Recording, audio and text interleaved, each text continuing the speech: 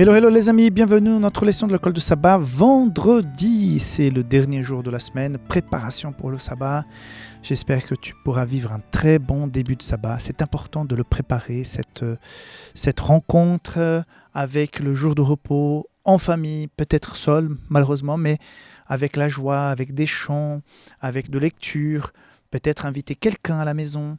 C'est important de faire en sorte que ce jour soit un jour de délice. Même si la personne ne croit pas au jour de sabbat, mais c'est l'occasion pour la personne de connaître ce que tu vis.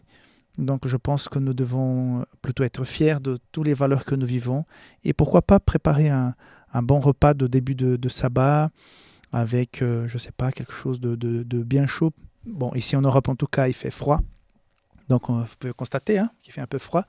Donc une tisane et puis faire quelques lectures, raconter un peu des expériences de vie, ou lire des expériences d'autres personnes sur des livres ou de méditation, je ne sais pas. Mais faire en sorte que cette journée de début de sabbat, ce moment de début de sabbat soit quelque chose de beau, de marquant, pour faire cette séparation entre tout le stress de la semaine et tout ce train-train de vie que nous menons, pour pouvoir donc lâcher un peu, lâcher prise et puis passer un bon sabbat dans la présence de notre Dieu. Voilà, passons donc à ce que je voudrais vous proposer comme résumé de cette semaine. Je reviendrai. C'est ce que je retiens comme conclusion de cette semaine. Je suis le chemin, la vérité et la vie, Jean 14, 6. Mais nous avons aussi lu Jean 14, 1 à 3, où Jésus explique qu'il est parti, mais qu'il est en train de préparer des chambres pour chacun d'entre nous. Et il a promis quelque chose à la fin. Il a dit au verset 3, « Et lorsque j'en serai allé et que je vous aurai préparé une place, je reviendrai et je vous prendrai avec moi. » Donc, je reviendrai. Jésus a promis qu'il revient. J'ai vécu ma conversion à 18 ans. J'étais sûr et certain que j'aurais même pas le temps d'avoir des enfants, que j'aurais pas le temps de me marier. J'hésitais même à aller faire théologie. J'ai failli ne pas aller étudier théologie parce que je me suis dit, mais je vais perdre, je pensais comme ça, je vais perdre 4 ans de ma vie à étudier au lieu de tout de suite commencer déjà à prêcher l'évangile, à témoigner. Je vais dans une faculté dépenser de l'argent, travailler comme un malade pour payer une faculté privée, pour étudier pendant 4 ans si Jésus revient tout bientôt. Et finalement, j'ai compris que Dieu disait non, vas-y. Et voilà mes amis, c'était en 1996 que j'ai commencé la faculté de théologie et que finalement j'ai fini cette faculté en juin 2004 à Collonges. Après, il y a eu des périples en Afrique en tant que missionnaire et tout ça. Mais voilà que le temps est passé. J'ai actuellement 20 ans. Ça fait déjà 20 ans que je suis dans le ministère pastoral.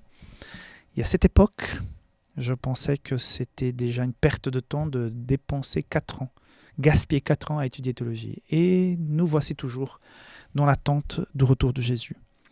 Et je constate que certaines personnes, par cette attente, se découragent et pensent que finalement la vie est tellement compliquée et puis il faut tout simplement être gentil et c'est bon, on n'a pas besoin de nous embêter avec autant de choses, d'aller régulièrement à l'église et s'engager, dire à tout le monde que Jésus les aime et tout ça.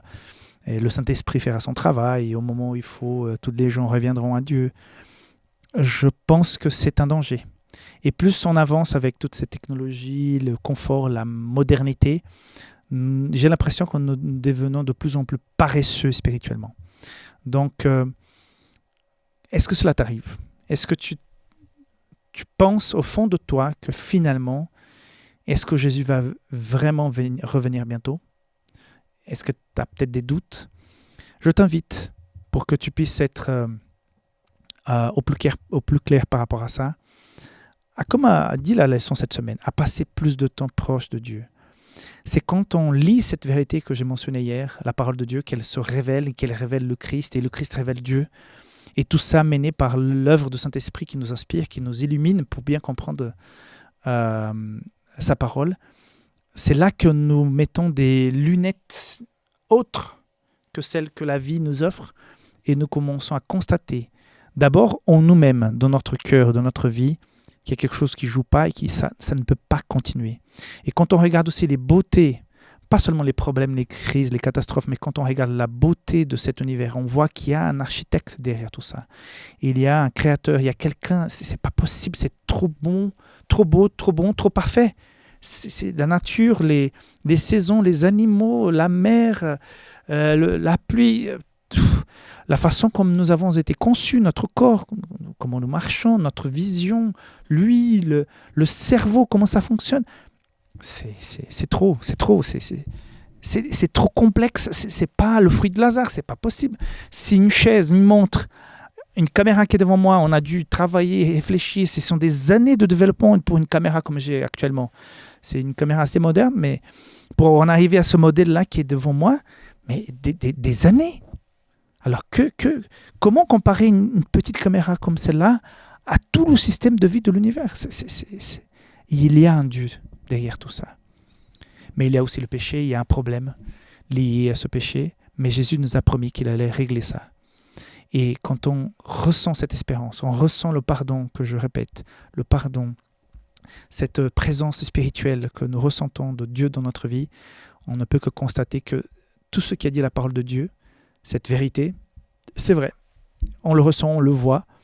Et toutes les prophéties qui sont déjà accomplies, c'est là, c'est dans la Bible. Daniel 2, c'est une prophétie assez simple de comprendre. Daniel 2, ça s'est accompli. Même avec les doigts des pieds de la statue. Donc c'est trop beau, trop parfait. Donc le reste le sera aussi. Jésus, il a promis, je reviendrai. Il va revenir. Garde le cap, garde ta confiance en Dieu. Renoue contact avec le Seigneur et tu verras que tu sentiras et tu constateras que le monde a besoin de retour de Jésus et tu seras dans l'attente et il reviendra bientôt. Que Dieu nous garde, que Dieu te bénisse. Bon sabbat et on se voit à partir de demain. Bye bye.